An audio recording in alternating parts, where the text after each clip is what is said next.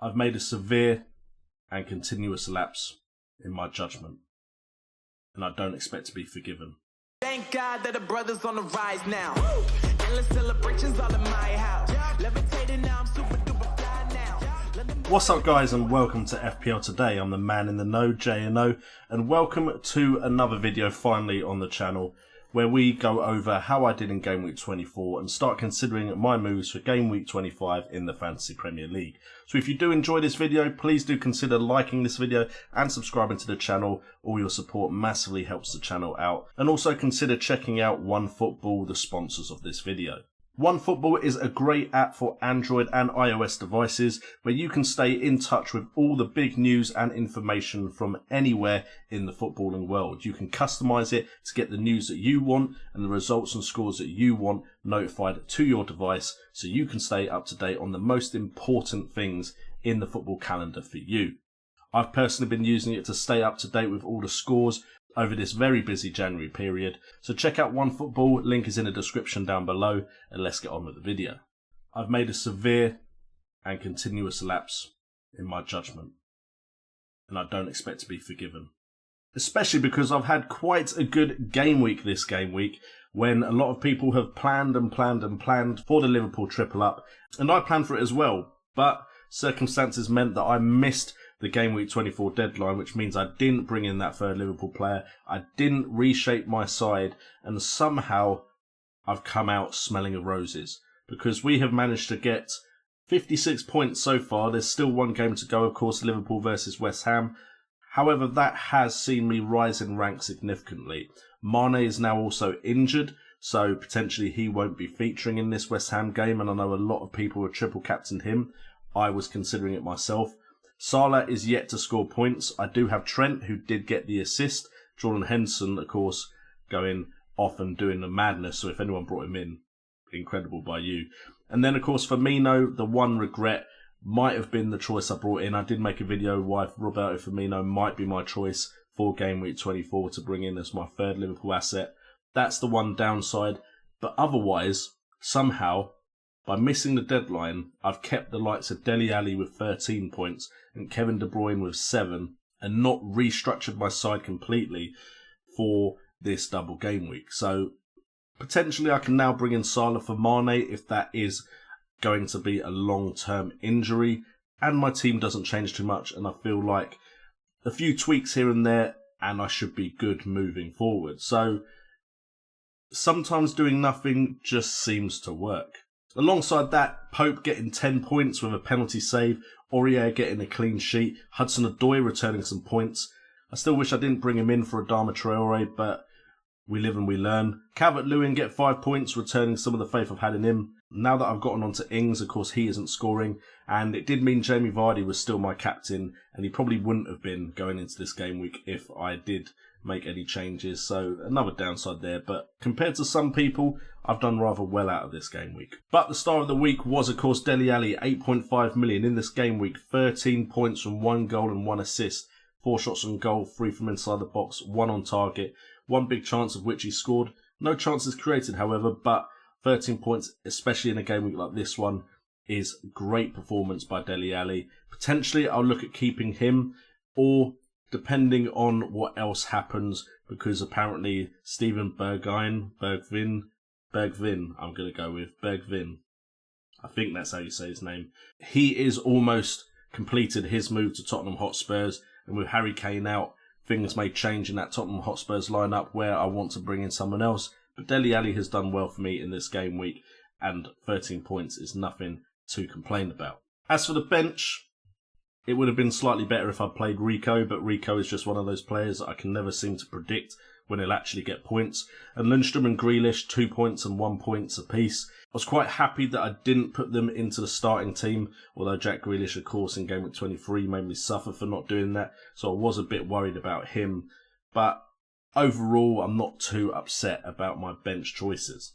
We then look at my side going into Game Week 25, and at the moment, I know the captaincy is on Mane, but that is, of course, going to change if Mane isn't going to feature in that Liverpool side moving forward. We're going for a 3-5-2, Vice captaincy right now is on Trent, and there's a small part of me that's considering putting the captaincy armband on Trent if I don't bring in someone that I really want to captain in this game week.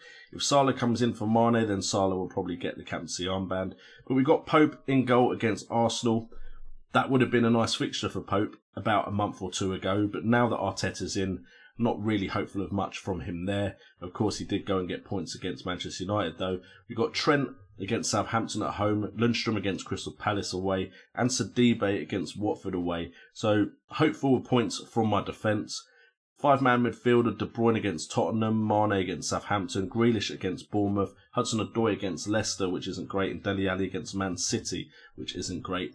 So there are some tough fixtures for my midfielders there. And then Calvert-Lewin with Watford away and Vardy with Chelsea at home make up my strike force. Ideally, we'd have a few stronger fixtures in that midfield. I don't mind too much that Vardy has Chelsea. But if we look at my bench, Ings with Liverpool away, Aurier with Man City at home, and Rico with Aston Villa at home, I feel like they're not really going to get points either. So Ings is capable, of course, getting points against Liverpool.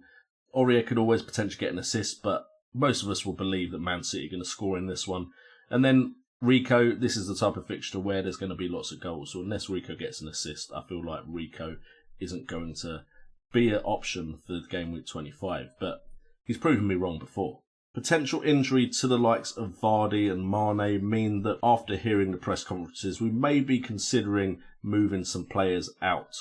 And it could see the return of last year's hero for me. And I think lots of people's hero from last year, and that man is, of course, Raul Jimenez. And also we are considering the man that I've already taken out of my side, but I'm already wanting to bring back, and that is Adama Traore. Now, these two have looked really good to me. Wolves are looking very impressive. Europa League coming back is a little bit of concern. However, a lot of Wolves players did very well for me in the second half of the season last year, and Jimenez looks like a great replacement for Vardy if necessary, and it would mean I have more money to spend elsewhere, upgrading other areas of my side. At the moment, in the last 6 game weeks, he's managed to get 37 points from 4 goals and 1 assist, 22 shots, 16 from inside the box, 8 on target, 7 big chances, scoring 4 of them, 7 chances created, 3 of them resulting in a shot on target. And a lot of his chances seem to come from the fact that the likes of Jota, Neto, Traore are doing very well at playing off of him. Speaking of Traore, 5.8 million last 6 game weeks, 33 points, 1 goal, 4 assists, 9 shots on goal, 3 from inside the box, 3 on target. No big chances, however he still scored a goal, and 11 chances created with 10 of them resulting in a shot on target. He looks like a powerhouse at the moment and someone that I could consider bringing back into my side if I don't like some of the fixtures that one of my cheaper midfielders has. And then the other players I'm considering are, of course, the players that always seem to draw me in, and it's Leicester City. Vardy is, of course, already in my side, but Leicester City's fixtures do start to get nice again after this double game week. And the players that I'm considering are players that I've gone to before, I've had mixed success with, one of them being Ayoze Perez, 6.1 million. I had a lot of last season where I wanted to bring Ayoze Perez in and just didn't, and he did amazingly well. And then, of course, when I did bring him in, when he made his transfer to Leicester, he didn't do that great, but he has improved his performances so far. And if Vardy's out, I'd imagine him and Iheanacho would be the ones leading the line. And then we've also got Harvey Barnes at 5.9 million. He is someone that has always looked really good, passed the eye test for me, apart from his finishing not seeming clinical enough. However, he has improved over the last 2 game weeks as well. 19 points for Harvey Barnes. Ayoze Perez, 17 points in the last 2 game weeks. Both around 6 million. Harvey Barnes, 0.1 cheaper. Perez, 0.1 more expensive. 2 goals for Perez. No assists. 6 shots on goal. 5 from inside the box. 3 on target. 1 big chance which he scored and 2 chances created, with both of them resulting in shots on target. But then Barnes, slightly cheaper, 1 goal, 3 assists, 19 points, 5 shots on goal, 5 from inside the box, 4 on target, 1 big chance scored, and then 7 chances created with 5 resulting in a shot on target, being slightly better than Perez overall. So these are also players I'm considering bringing in. They're both just very me sort of players to bring in, and that appeal is there. But Raul Jimenez and Adama Traore just seem like wiser options, and I would be covering another side by bringing them in. Anyway, guys, thank you so much for tuning into this video, and also apologies for being a bit AWOL recently. Work has been a bit hectic. If you don't know what I do, I work in security, and we've had a lot of work to do in the January period. Christmas is the busy period retail-wise as everyone's shopping, but January's kind of where we tidy everything up and start again. So I've had a very busy January, and unfortunately the busy fixture list and the busyness at work has caused me to actually miss a deadline and not get as many videos out as I would have liked to. But we're going to start pumping out the videos again, hopefully after this week. My schedule should ease up, and we do have some transfers to talk about that look like they're likely to happen soon, so stay tuned to the channel for that. Easiest way to do it is by subscribing to the channel and hitting that notification bell, and while you're there, hit like on this video as well, which will help me out. Check out also the sponsors of this video, OneFootball. Thank you so much to them for sponsoring the video, really helps the channel out as well, and thank you to you guys for just being patient, and the videos will be coming back out again more regularly. So, with all that being said, I've been JNO, this has been FPL Today, and remember, it's all about the game.